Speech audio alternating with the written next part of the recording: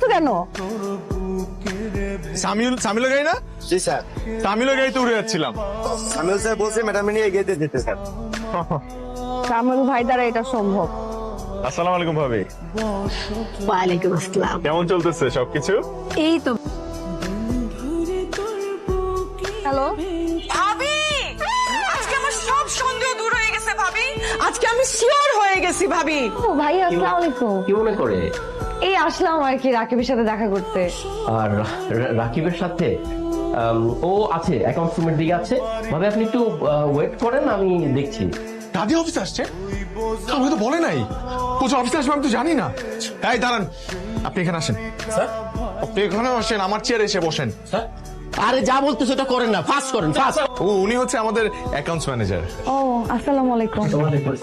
ভালো আছেন না? জি, আপনি ভালো আছেন? আমরা সবাই খুব ভালো আছি। ডক্টর কি বললো? মাম্মাকে সব বলে দিব। না না মা, মাম্মাকে সব বলতে হয়?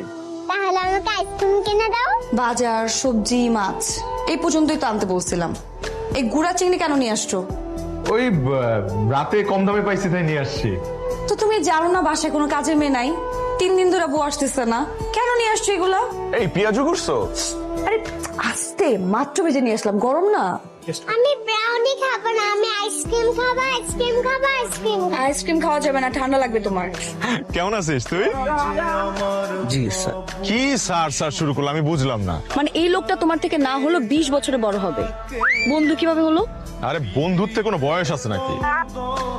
কথাটা একটু বিশ্বাস করে। বিশ্বাস করবো আপনার কথা? কি বলতেছেন ভাবি? মানে একটা সুন্দরী রমণী এসে আমার হাজবেন্ডকে রাস্তায় দাঁড়িয়ে কোটটাই পরাই দিয়ে নিয়ে চলে গেল, মানে এত সহজ? কি করতেছো তুমি?